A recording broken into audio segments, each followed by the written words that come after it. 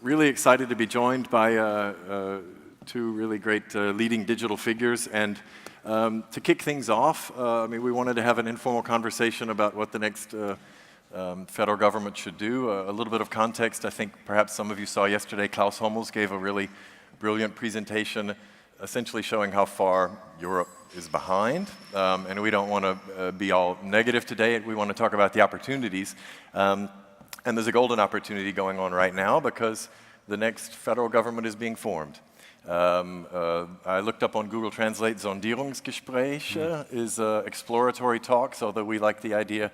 I liked speed dating, but I think the other one was initial figuring things out. We're exploring a new land called Jamaica, for those of you who know German politics. And as Alexandra said, we're joined by really two great figures here that can, I think, help us bring some light into the jungles of the Jamaica Coalition to be, perhaps. Thomas Jauzombeck, for those of you who don't know, is really one of the leading digital lights, the digital speaker for the CDU, and you were digital before digital was cool, I dare say, in German politics. And Ralf Wenzel is really one of the great sort of serial entrepreneurs of Germany in the payment business. Before that, with Oli Samwer and Jamba, you helped build it up, and then, of course, Food Panda. You built up, and it's now merged into Delivery Hero, so you're now running one of the great success stories of a German platform, which just had an IPO this year. Before we dive into a lot of different issues, I thought it might be interesting, Thomas, to kind of get a little bit of framing here, because you've seen over several legislative periods how digital is perceived, if you will, in German politics and society. As I said, you were digital before it was cool in a way. It's now become an issue that's actually been a part of some political parties' platforms. It's now a part of the agenda, if you will. It wasn't always the case. We have a long way to go, but at least we've, as Germans would say, an Etappensieg. We have we've reached some milestones that digital is now at least a part of the agenda. What has to happen to make it a bigger part? Or do you think it's now gotten the place it deserves in these discussions of what the next government should do? Yeah, I would agree that digitalization scaled, so to say, in the government and in politics. And when we look back some years ago, digitalization was a subcommittee of the Committee for Culture and Media of the German Bundestag. So it was pretty unimportant. And in the last period, we gained a new committee, the Committee for Digital Agenda, which was a full-size committee like others, like the Committee for Interior Affairs or for Economics. And last time Angela Merkel was in my constituency in Düsseldorf, she was asked on stage, so what is your most important thing you would like to do? And she answered, okay, let me say two things, and one of these things was digitalization. And I believe that in the new agenda of the new government, it will be highly positioned. Super, yeah. Ralph, we just heard this morning from MIT and a lot of really great experts on education that we need, pardon me, more people like you, if you will, more entrepreneurs from here, working here, building companies and making successes out of them. What do you think, from your perspective of having built several companies, what do you think a next government could do to foster more entrepreneurship or more companies that have reached the size of Delivery Hero?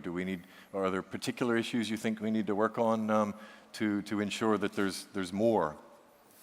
I think it's not an easy answer to that question, and probably like the remaining 24 minutes wouldn't be sufficient for that. I've got a Red Bull here. But I think I'm seeing it myself with my 18 years old son, who's now finishing school, and trying to make him exposed to the same journey that I've been through, which is not that easy.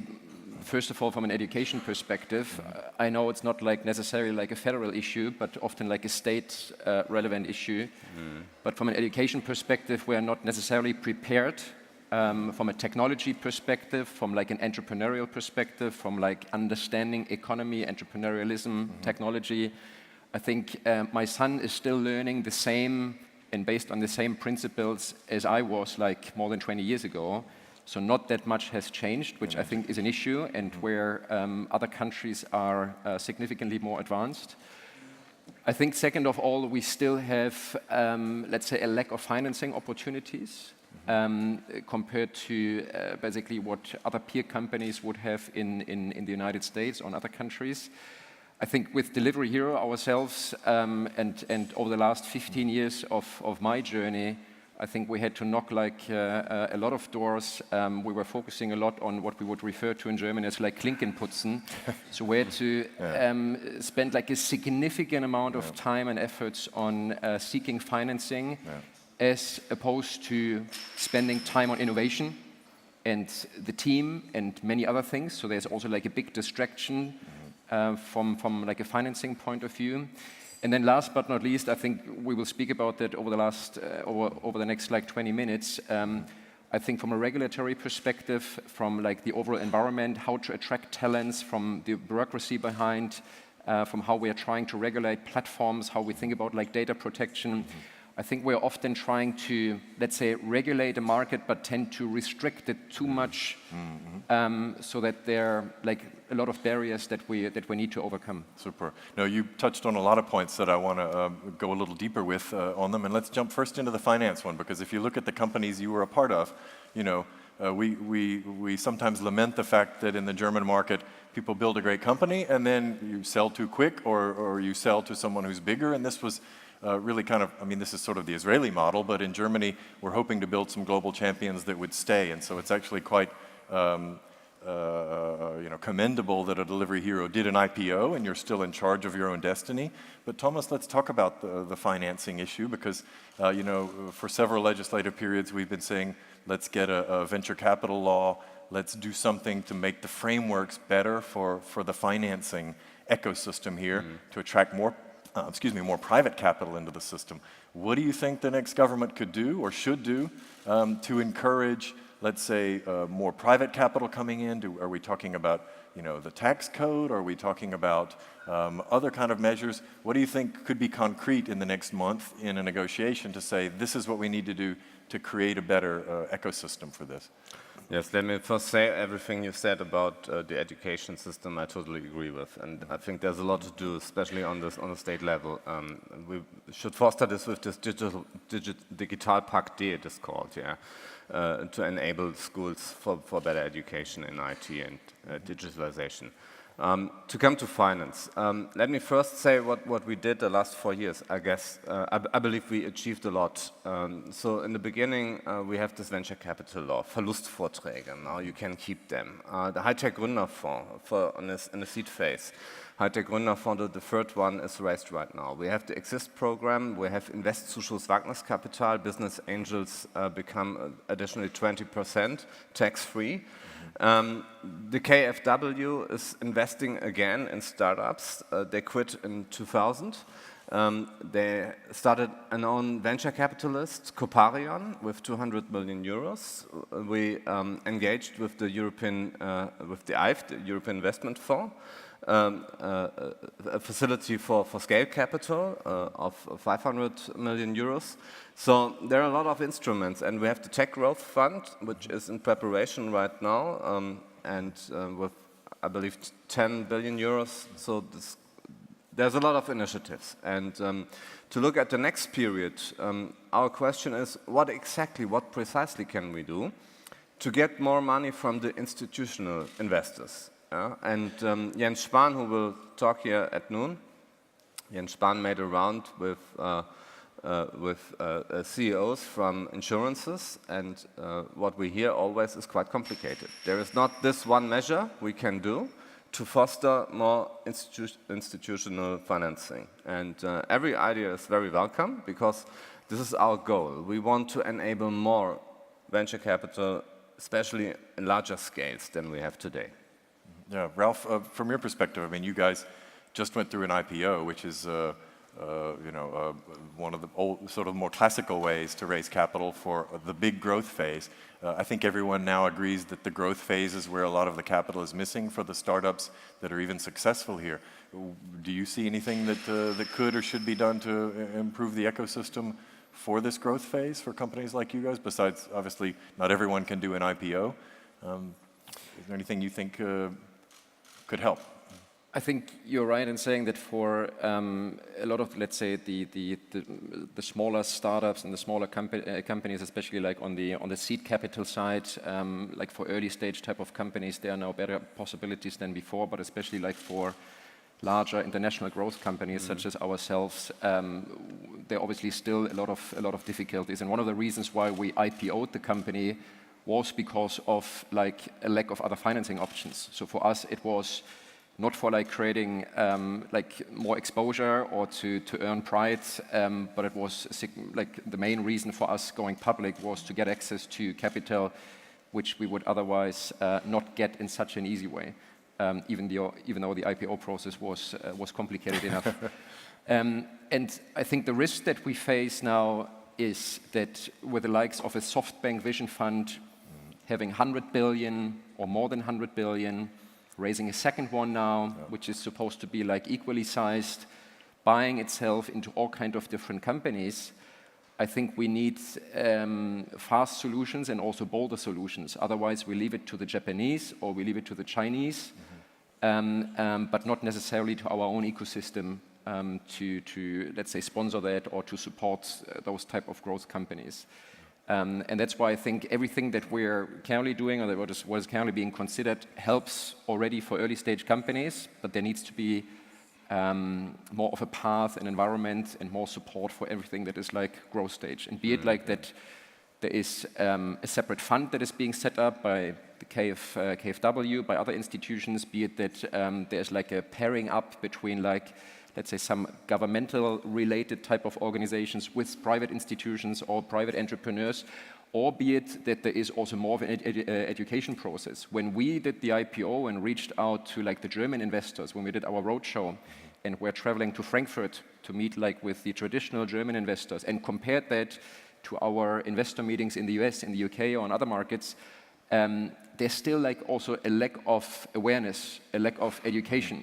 So our feeling was that also in the US, the broader public and the investor scene was significantly more educated, the bigger investor scene. Whereas here in Germany, when we went to like conferences and met like retail investors, they don't really understand the digital landscape yet. So we had to spend significantly more time in educating them.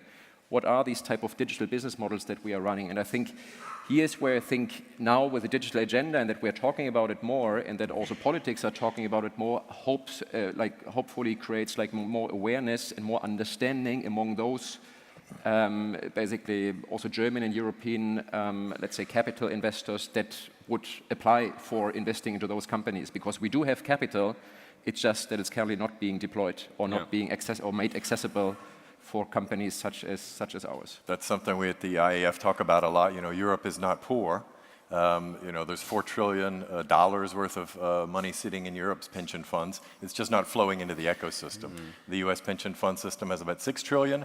Less than 1% of that is going into venture capital, but that little piece, that 0.68%, if you do the math, is funding Silicon Valley. I mean, there's not a lot of screws to turn, as the insurance colleagues would say, to potentially change things. But I want to stick with the Vision Fund because I think it is a really big point. I don't know if everyone here in the room is aware of it, but I think everyone should be aware of it.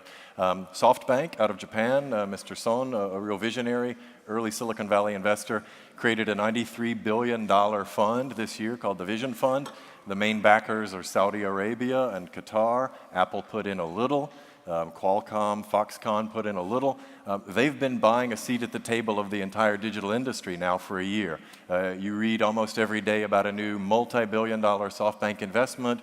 The entire automated car industry, they're buying their seat at the table. They've buying into Uber, Lyft, you name it. They're buying up all the Uber copycats all around the world. The reason I bring it up, it's great that KfW has a couple million in programs to match startup funding. Wonderful. But the Germans would say klotzen statt kleckern. We need to really think big here. The Chinese government has invested more than 260 billion in itself. It's the biggest VC investor there is in China. They have a whole different system. But now you have a SoftBank coming in, putting together Vision Fund 2, talking about Vision Fund 3 and 4. You're talking about billions washing around in the global system, the valuations going high. Europe has to really think big here, and we have a small window. So the question to you, Thomas, digital is on the agenda. Are the politicians aware of the amount of the commitment and the amount of urgency in financial terms that needs to come and flow into the system? for the next legislature? Yeah, I'm not sure about that, because when you talk about digitalization, so in the campaign right now, there was often the speech of, so what about broadband access, what about e-government, how's the customer experience if you want to go to public services, but not so much about the question how to finance startups or how to finance scale-ups. And I believe we need larger amounts, I agree to you. But I'm not sure where the money might come from. I don't believe that KfW would be the right investor for this. I believe we need private money. And what we see right now is that there are a lot of big companies starting their corporate VC, one with 10 million euros, another one with 20 million euros. And so you have a very fragmented landscape of these small, tiny venture capitalist corporate VC money. And none of them is a real part of the deal flow. And I think it would be a better idea to get all this money together and to build a big thing. I think what would help would, if you have 5 venture capitalists here in Germany, 5 venture capitalists with more than 1 billion euro, then every one of them could place also bigger tickets than they can today. And this is what is missing, and this should be the goal. And this cannot be achieved by government money alone.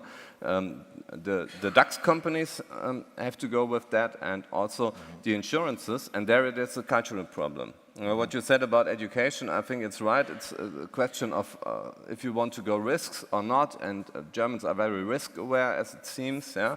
And there's always an argument why they cannot invest in a fund of fund or things like this, yeah. But I believe in the end it's a cultural question. Do they really want to do it or do they not? And so maybe you should talk more with the insurances, or maybe we can be the platform to bring you together, that you educate them. Super. I like the Stichwort platform. I'd like to pick up on that a bit because it's something that Deliver Here is a good example of. And when a lot of people talk about where Europe's chances lie in the next 10 years with the type of companies we want to build, we talk about trying to grow more successful platforms. We talk a lot about at the IEF, we've done a study with Roland Berger about, there's different types of platforms, if you will, because a lot of people look at the so-called platform economy and they just see Google and Apple. And we've tried to distinguish between, if you will, the bottlenecks, so operating systems, app stores, places where people can... I have 10 minutes. Is the cough from the signal from God there? Say Google and you get God striking you down, apparently. Sorry, Larry. Yeah, so turn my phone off here. But there's aggregators. There's, if you will, the good platforms who are making a market and not necessarily freezing anyone out. I'd like to talk a little bit about your perspective on, if you will, the platform economy, because we talk about platform neutrality, perhaps, as an issue that might need to come up as well at the EU level. If we're trying to grow more platforms for Europe, look at Spotify, hoping to break into the top 20, having big battles with Apple about Apple competing with them on their own app store.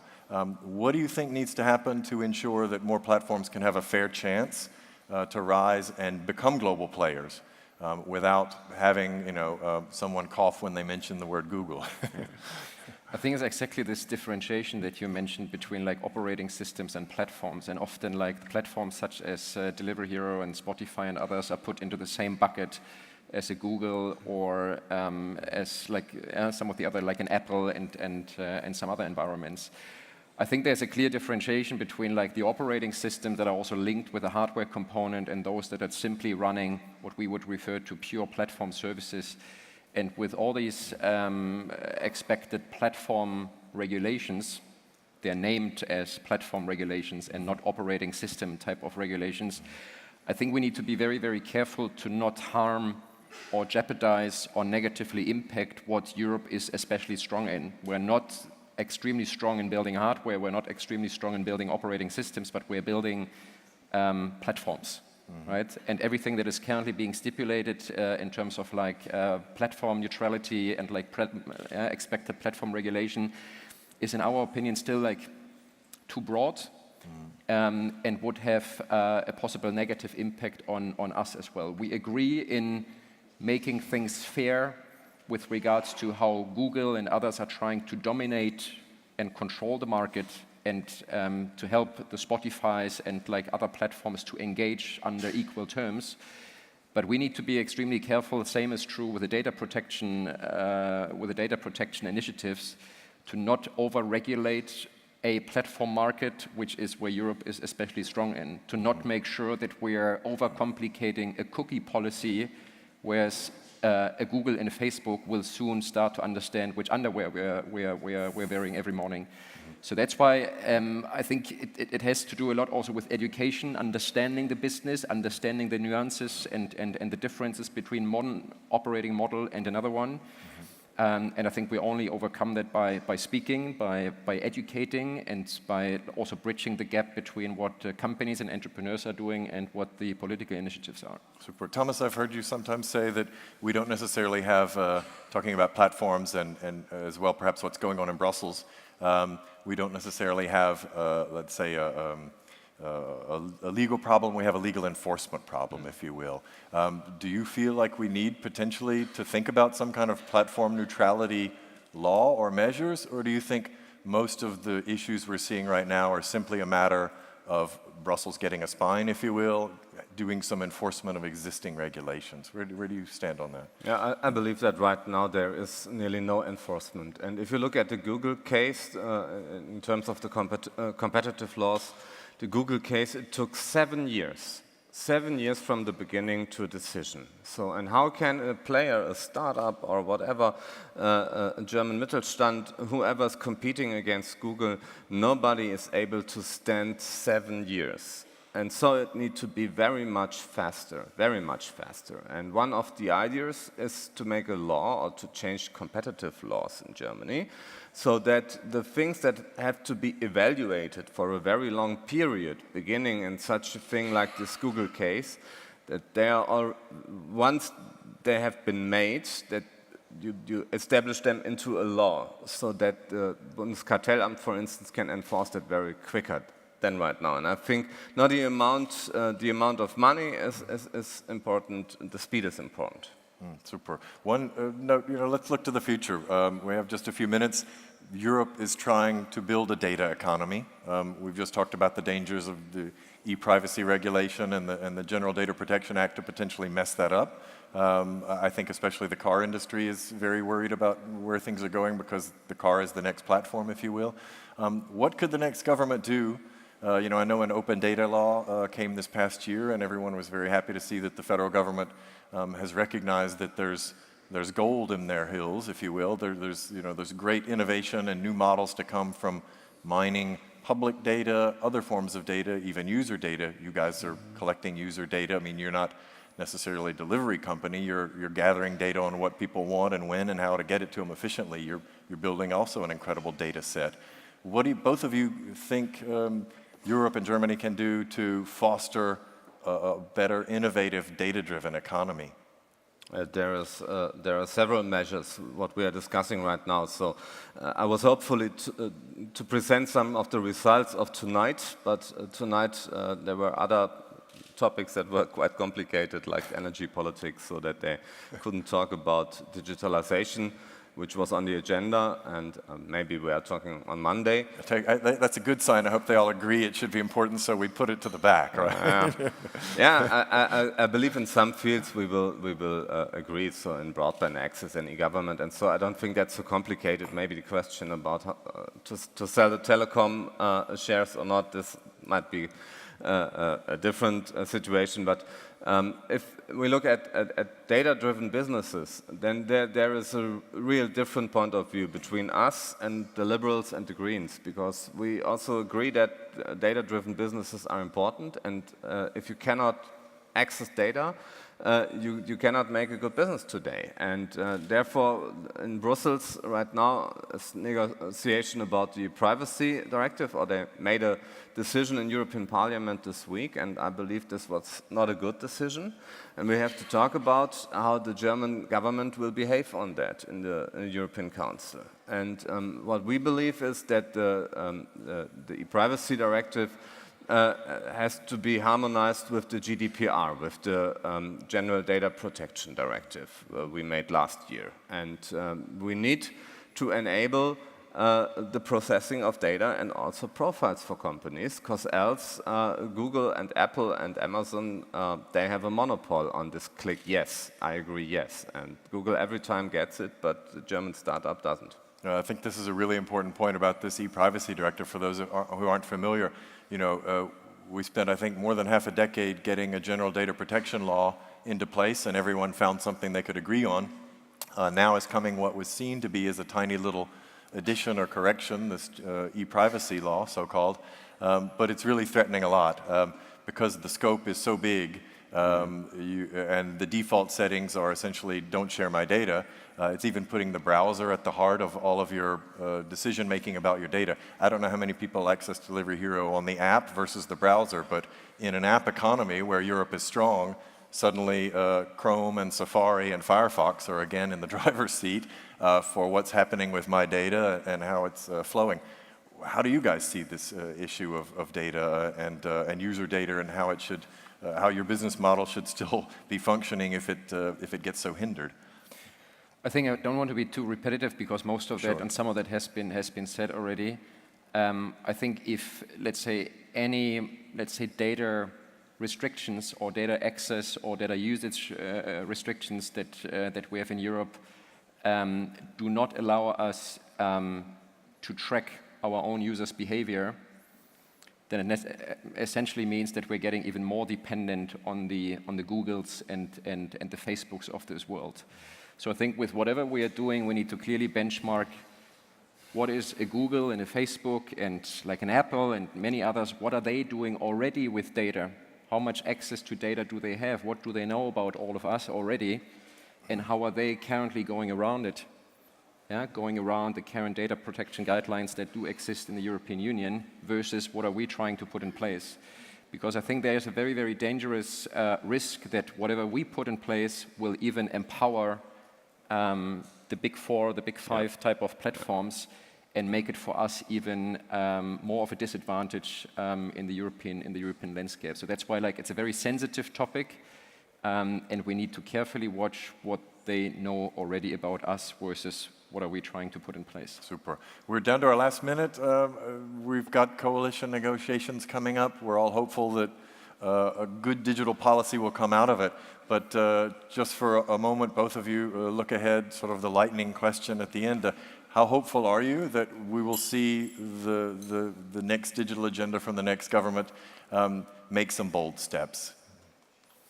I mean, I think we are extremely hopeful, and if we don't see things succeeding in the way we would like to have them in place, then we come and help and support and might give you a push. But I think so far we're very optimistic, and we're happy to contribute, we're happy to help, and we're happy to support that. And I agree with you that it's not necessarily down to politics only, but we need to interact between different groups of society and try to solve things together. Yeah.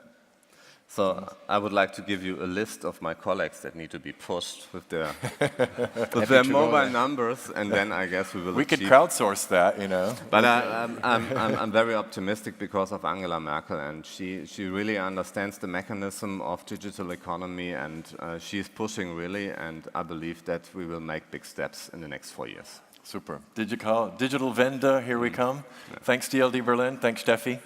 Thank you guys.